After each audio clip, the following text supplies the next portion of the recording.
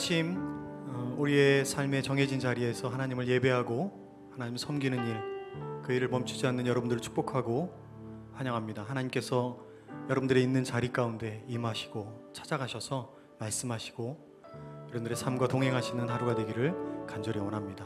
우리 함께 주님께 믿음으로 찬양하며 나아가시겠습니다.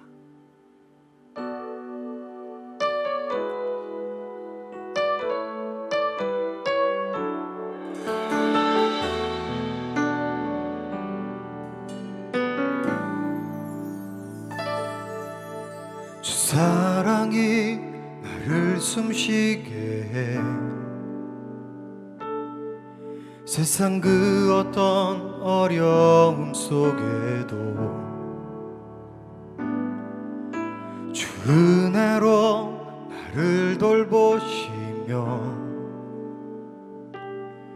세상 끝날까지 지켜주시네. 주 사랑이 나를 숨쉬게 해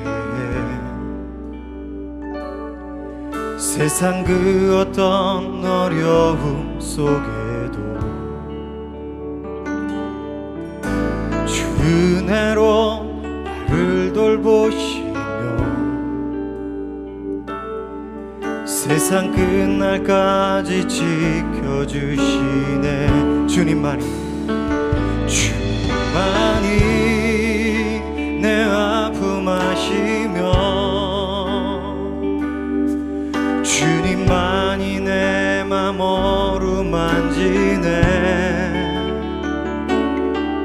어느 누구도 나를 향하시 주님의 사랑을 끊을 수 없네.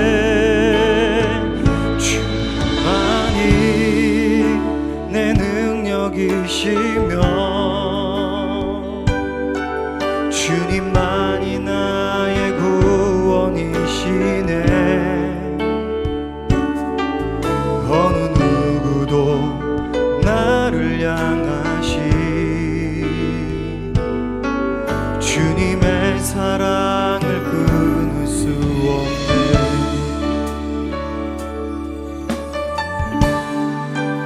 주 사랑이 나를 이끄시네. 주 사랑이 나를 이끄시네. 내가 갈 수 없는 그곳으로 주의 사랑 나를 붙드시며 세상 끝날까지 인도하시 주님만이 내 아픔 아시며 주님만이 내 맘 어루만지네. 어느 누구도 나를 향하시 주님의 사랑을 끊을 수 없네.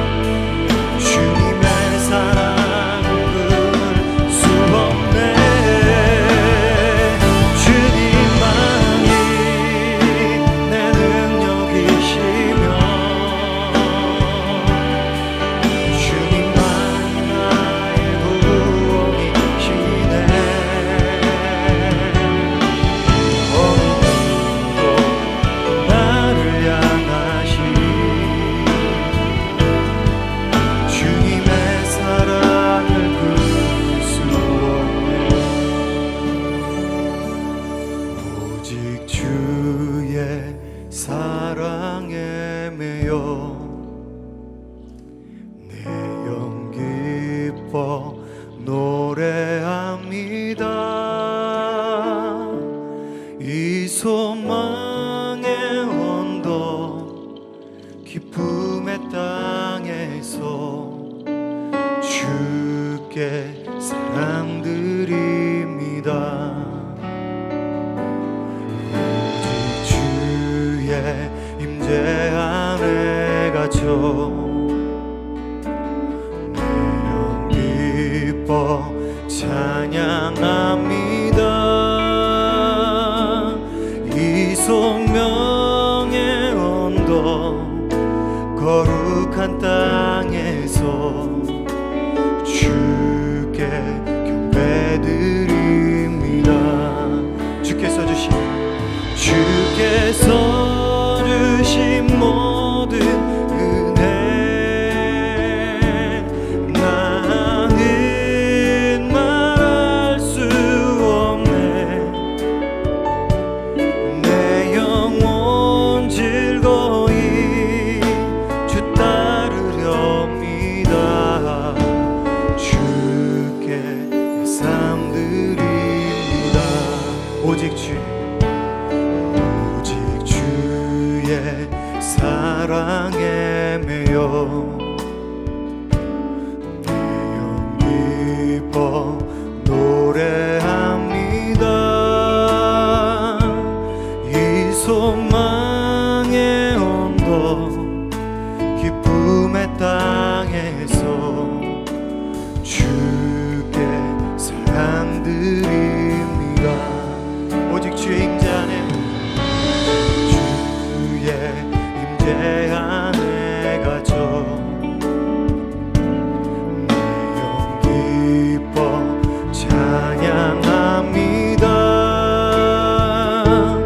이 소명의 언덕 거룩한 땅에서 주께 경배드립니다.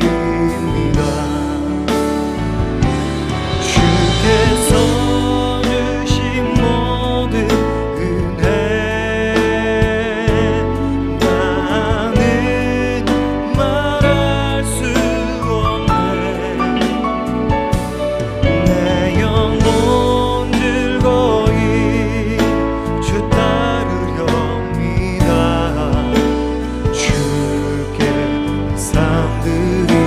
마지막으로 한 번 더 주께서 주신 모든 은혜 나는 말할 수 없네. 내 영혼 즐거이 주 따르렵니다. 주께 주께 내 삶 드립니다. 주께 내 삶 드립니다. 우리 삶의 주인 되신 하나님, 이 한날도 주님이 우리의 삶에 참로 주인 되어 주셔서 우리의 의지와 우리의 생각이 우리의 삶을 살게 하는 것이 아니라 하나님의 말씀이, 하나님의 뜻이 우리를 살리시는 귀한 하루가 되게 하여 주시옵소서. 주님이 가라 하신 곳, 주님이 머물라 하신 곳, 주님이 우리의 삶을 보내셔서 앉히신 모든 것들 가운데 소명의 땅이 되게 하시고 소망의 곳이 되게 하여 주셔서 하나님의 뜻을 날마다 이루는 삶 살게 하여 주시옵소서. 감사드리며 예수님의 이름으로 기도드립니다. 아멘.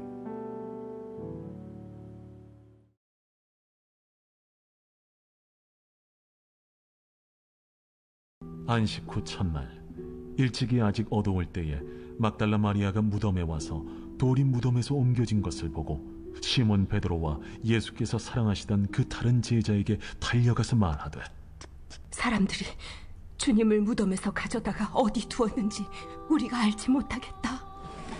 베드로와 그 다른 제자가 나가서 무덤으로 갈새 둘이 같이 바름질하더니 그 다른 제자가 베드로보다 더 빨리 달려가서 먼저 무덤에 이르러 구부려 세마포 놓인 것을 보았으나 들어가지는 아니하였더니 시몬 베드로는 따라와서 무덤에 들어가 보니 세마포가 놓였고 또 머리를 쌌던 수건은 세마포와 함께 놓이지 않고 딴 곳에 쌌던 대로 놓여 있더라.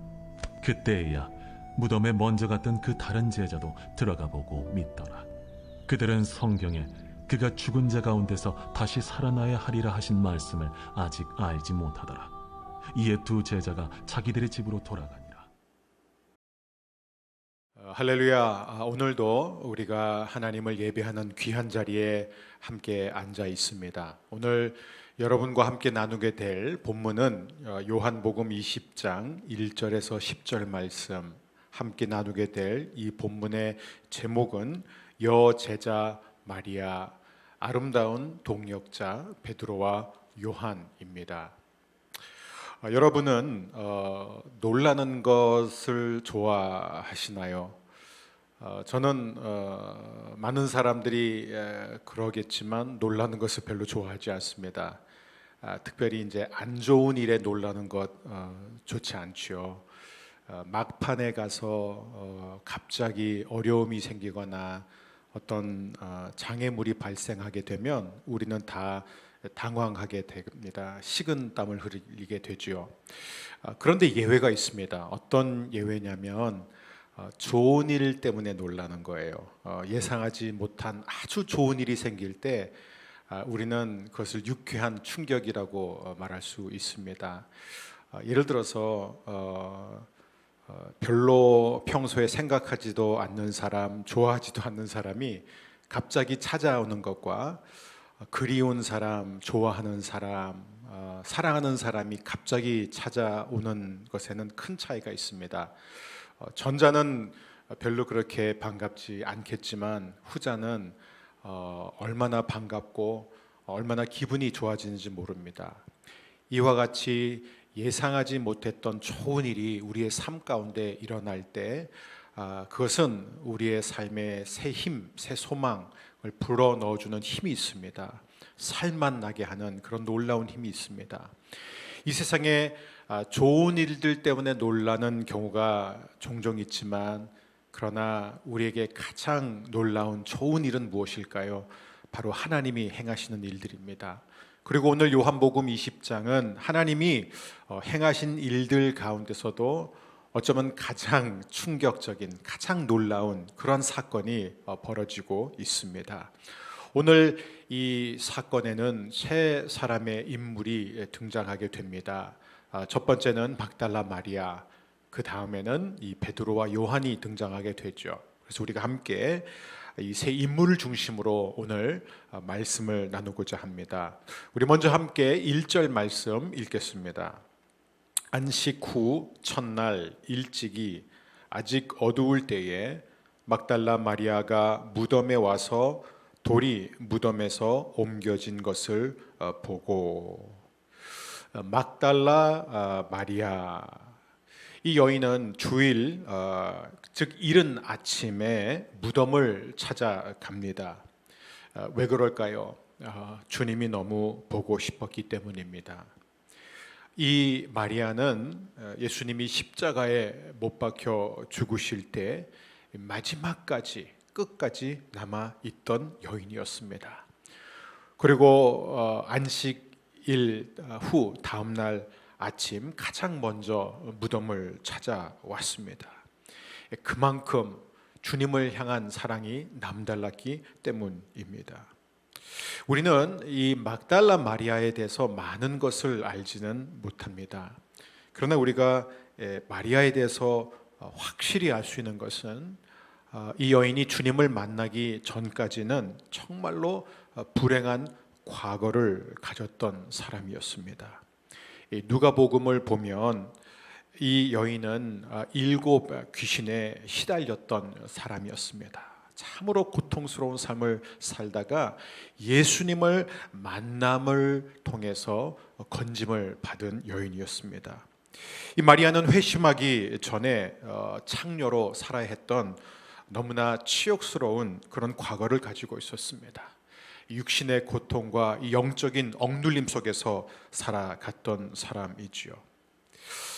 그런데 이 여인이 예수님을 만난 이후로 삶이 180도 바뀌게 되고 온 마음, 온 뜻을 다해 주님을 사랑하며 주님을 따르기 시작합니다.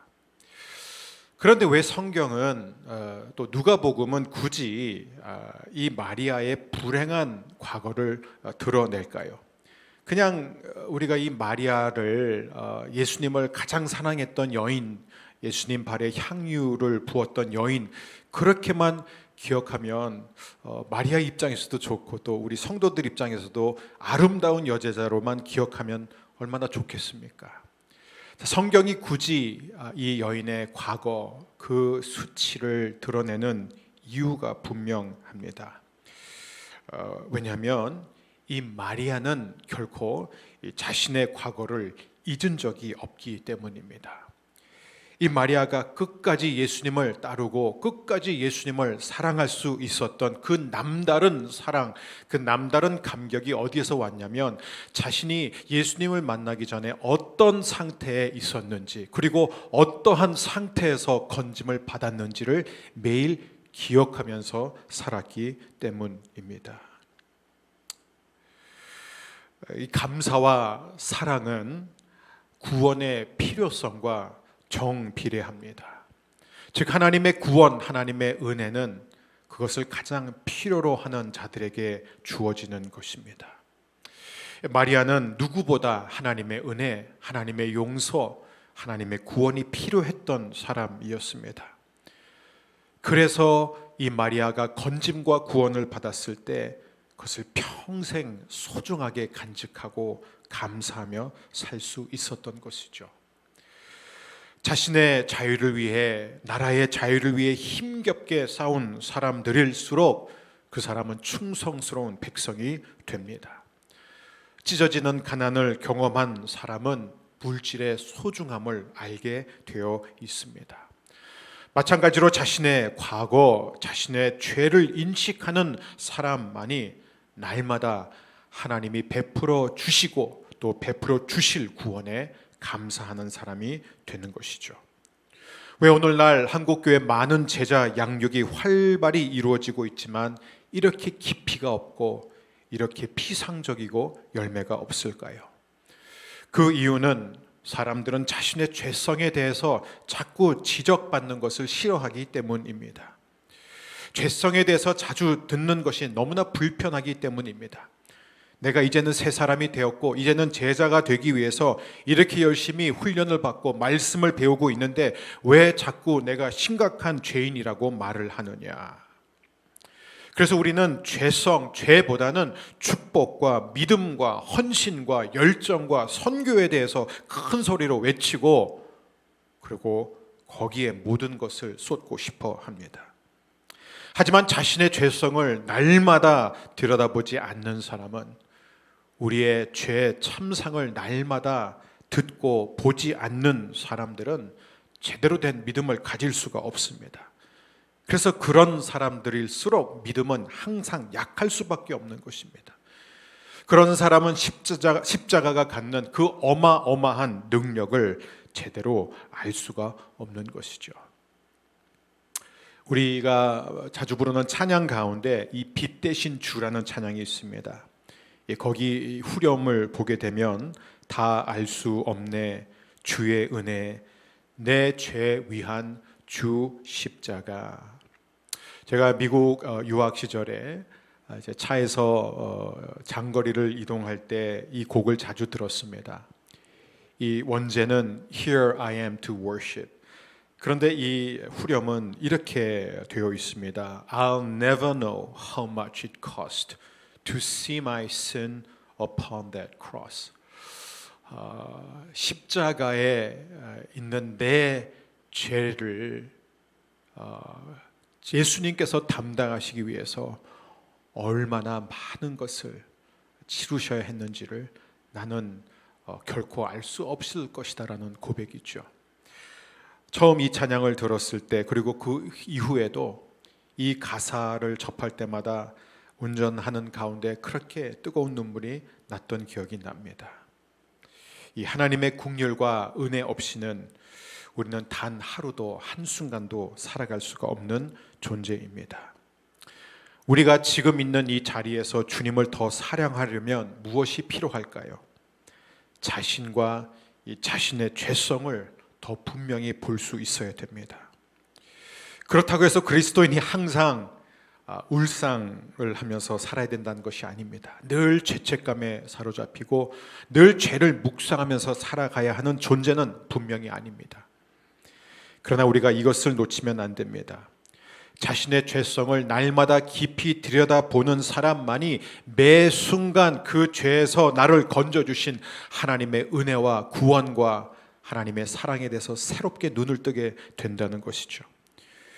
우리의 죄악된 생각, 우리가 하루에도 얼마나 이기적인 마음과 동기를 갖고 사는지, 하나님의 영광보다는 남의 시선과 나의 영광을 추구할 때가 얼마나 많은지, 다른 사람을 사랑하기보다는 미워할 때가 얼마나 많은지, 사람을 이용할 때가 얼마나 많은지, 하나님보다 물건과 상품을 사랑할 때가 얼마나 많은지, 또 하나님의 뜻이 무엇인지 분명히 알면서도 그것을 무시하고 사는 것이 얼마나 자주 일어나는지 우리는 늘 생각하고 기억해야 됩니다.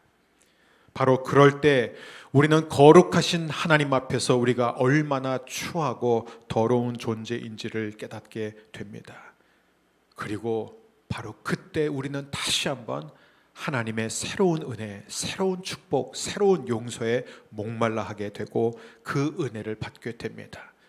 그래서 우리는 하나님의 말씀을 들을 때 더 이상 그 말씀이 우리에게 부담이 아니라 그 말씀은 우리를 자유케 하는 하나님의 놀라운 사랑이 되는 것입니다. 우리의 예배, 우리의 기도, 우리의 말씀 묵상이 더 이상 환경에 따라 왔다 갔다 하는 것이 아니라 내 속사람, 내 영적인 상태, 즉 내가 죄인이라는 것을 알기 때문에 하나님의 은혜에 목말라 하는 그 심령에 의해서 좌우되기 때문에 우리는 언제든 죄성을 깨닫고 있는 한 하나님을 열정적으로 예배할 수 있습니다. 요즘은 우한 폐렴으로 인해서 우리 코로나 바이러스로 인해서 사람들이 자유롭게 모이지 못합니다. 그래서 우리가 가정에서 또 일터에서 하나님을 예배할 때 우리가 더 이상 환경과 또 장소의 제약을 받지 않고 온전히 하나님의 은혜, 하나님의 사랑, 하나님의 축복을 받을 수 있는 이유는 우리가 하나님 앞에 죄인으로 엎드릴 때 가능합니다. 바로 이런 은혜가 날마다 자신의 죄성을 들여다보고 깨닫는 은혜가 우리 안에 끊이지 않게 되기를 주 이름으로 축복합니다. 우리 잠언 8장 17절 말씀 함께 읽겠습니다. 나를 사랑하는 자들이 나의 사랑을 입으며 나를 간절히 찾는 자가 나를 만날 것이니라. 이 어려운 시기에 우리 모두가 주님을 간절히 찾음으로 인해 주님을 만나는, 새롭게 만나는 은혜가 있기를 축복합니다. 이제 두 번째 우리가 함께 볼 인물은 베드로와 요한입니다. 우리 먼저 2절과 3절 말씀 함께 읽겠습니다. 시몬 베드로와 예수께서 사랑하시던 그 다른 제자에게 달려가서 말하되 사람들이 주님을 무덤에서 가져다가 어디 두었는지 우리가 알지 못하겠다 하니 베드로와 그 다른 제자가 나가서 무덤으로 갈새. 자, 예수께서 사랑하시던 그 다른 제자가 누구일까요? 요한입니다. 요한은 자기를 지금 말하는 것이기 때문에 차마 쑥스러워서 자기 이름을 스스로 밝히지 못하고 그냥 예수께서 사랑하시던 다른 제자라고 표현하고 있습니다. 왜 이렇게 할까요? 요한은 그만큼 신중한 사람이기 때문에 그렇습니다. 이 두 사람은 굉장히 대조되는 인물이죠. 베드로는 활동가입니다. 행동파입니다. 반면 요한은 명상가예요. 일종의 신비주의자입니다. 그래서 요한복음의 메시지는 굉장히 깊습니다. 심오합니다. 베드로는 상당히 충동적입니다. 뭐든지 즉흥적으로 서둘러서 행동을 합니다. 반면 요한은 굉장히 신중하고 매사에 심사숙고한 끝에 느리게 움직이는 사람입니다. 그런데 재밌는 것은 뭐냐면 이 둘이 항상 같이 다닌다는 것이죠. 이 사도행전을 보게 되면은 거의 단짝이에요, 단짝. 베드로가 특별히 예수님을 3번 부인했을 때 아마 다른 제자들은 굉장히 이 베드로에 대해서 실망했을 것입니다. 그래서 가까이 하지 않았을 것이에요. 그런데요, 요한은 그 이후에도 계속해서 베드로와 이렇게 가깝게 지냅니다. 정말 그의 별명, 사랑하시던 제자, 즉 애제자, 사랑받고 사랑하는 제자답게 살았던 사람이 바로 요한이었습니다. 저는 이런 요한과 같은 사람들이 교회 안에 있는 게 얼마나 감사한지 모르겠습니다. 신중한 사람들이에요. 매사에 돌다리도 두들기고 걷는 사람들입니다.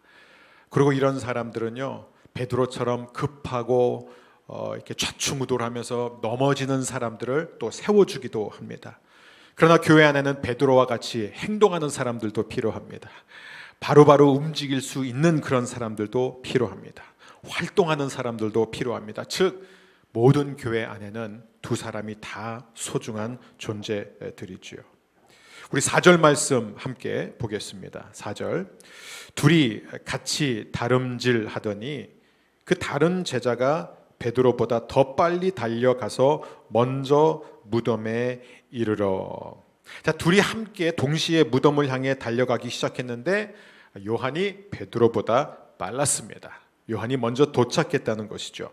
이 교회사 문헌들을 보게 되면은 이 베드로의 별명 가운데 하나가 거인이었습니다.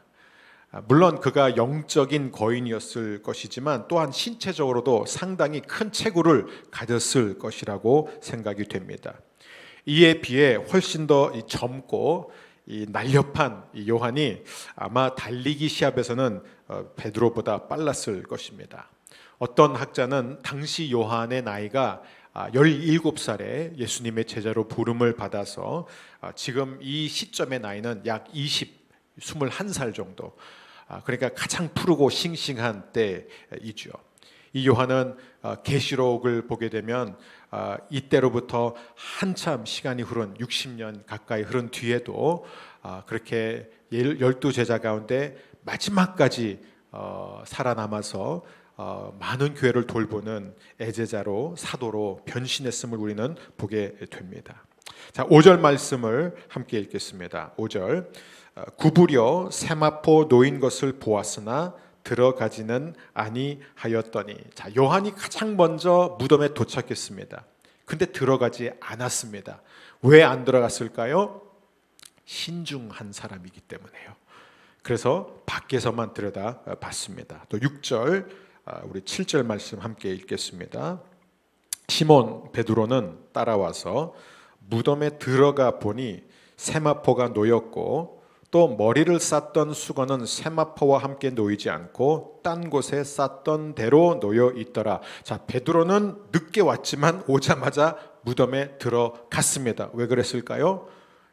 충동적인 사람이고 행동파이기 때문에 바로 들어갔습니다. 그런데 여기서 우리 6절의 말씀을 보니까 이 놓였고라는 이 표현에 주목했으면 좋겠습니다. 시몬 베드로는 따라와서 무덤에 들어가 보니 세마포가 놓였고, 이 놓였다라는 이 표현은 원문을 문자적으로 해석하면 예수님이 입고 계셨을 때의 모양 그대로 놓였다라는 의미입니다. 예수님의 시신을 이렇게 그 옷을 이제 세마포로 예수님의 시신을 덮지 않았습니까?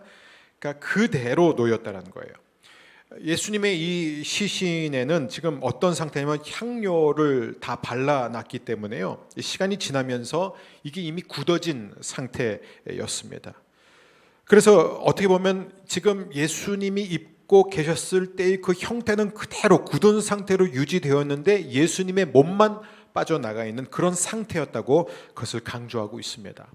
또 7절에 보니까 이 머리를 쌌던 수건을 말하는 데 있어서 수건은 어떤 곳에 있었냐면 딴 곳에 쌌던 대로 놓여 있더라. 자, 쌌던 대로 놓여 있더라.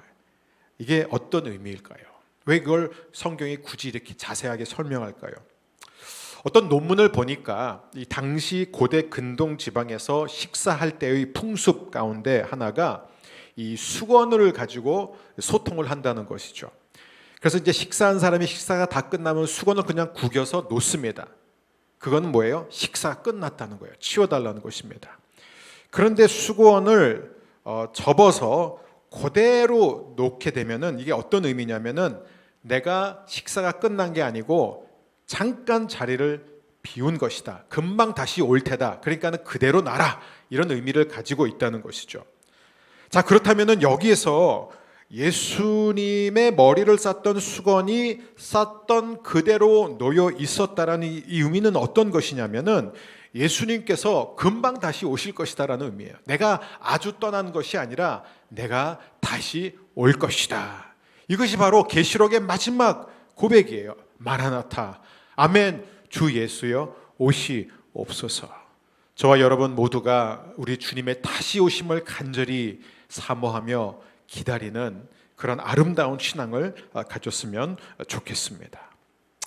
그 다음에 우리 8절 함께 읽겠습니다. 8절, 그때야 무덤에 먼저 갔던 그 다른 제자도 들어가 보고 믿더라. 자, 그때에야 요한이 들어가 보고 믿더라.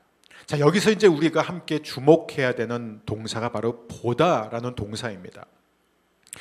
우리말 성경을 보게 되면 먼저 5절에 이 동사가 등장합니다. 5절에 보면은 보았으나라는 표현이 나오고 6절에는 보니라는 표현이 나오고 8절에는 보고 이렇게 되어 있습니다. 다 보다예요. 보다.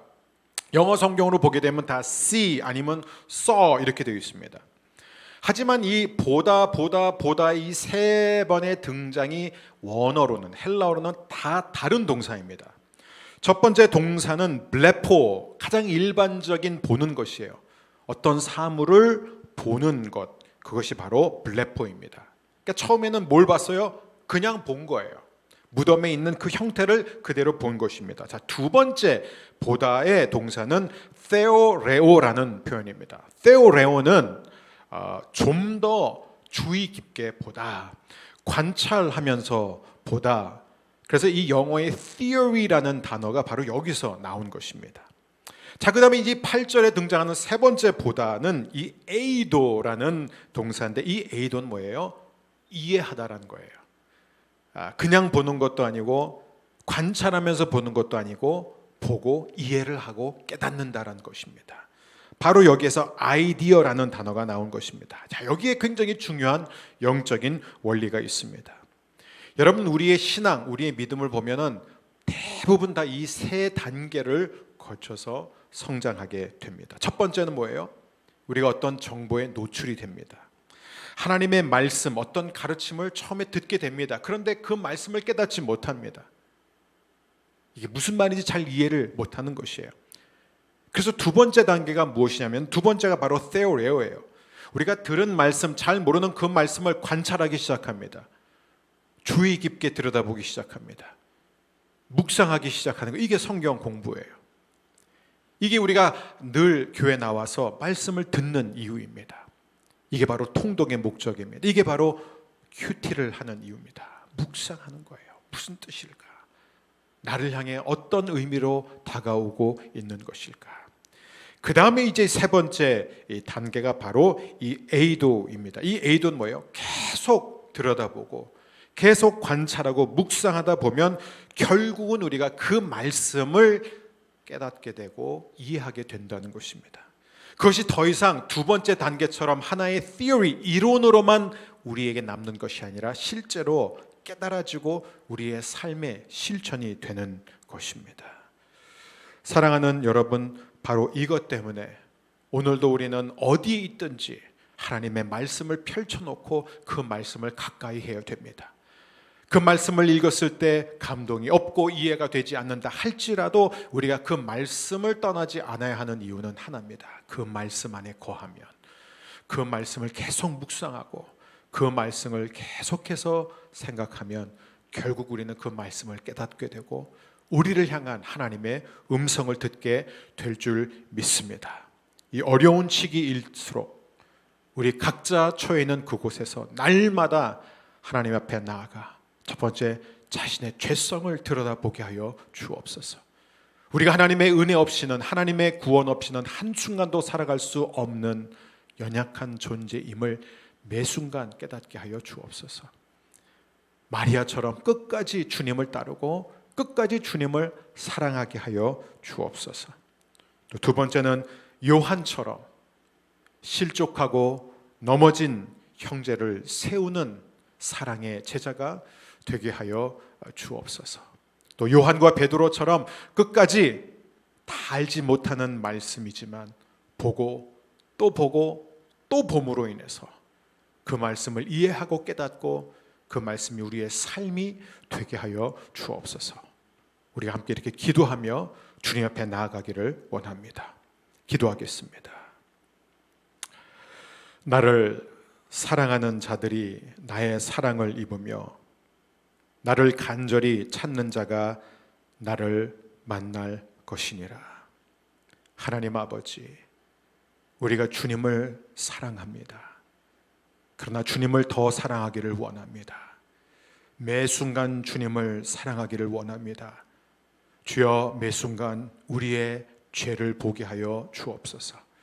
우리가 어떤 상태에서 건짐을 받았는지를 잊지 않게 하여 주옵소서. 날마다 순간마다 우리의 죄성을 들여다보고 있기 때문에 매 순간 하나님이 주시는 새로운 은혜, 새로운 용서, 새로운 자비를 누리며 살게 하여 주옵소서. 또 베드로와 요한처럼 처음에는 알지 못하지만 보고 또 묵상하고 관찰하고 떠나지 않음으로 말미암아 끝내 그 말씀을 이해하고 끝내 그 말씀을 통해서 우리를 향하신 주님의 살아계신 음성을 듣게 하여 주시고 날마다 말씀 안에 거함으로 말미암아 열매를 절로 많이 맺는 우리의 삶이 되게 하여 주옵소서. 우한 코로나로 인하여 힘든 이때일수록 더욱 우리가 깨어있기를 원합니다. 더욱 주님과 친밀해지기를 원합니다. 더욱 주님을 알기를 원합니다. 주여, 은혜를 베풀어 주옵소서. 예수님의 이름으로 기도합니다. 아멘.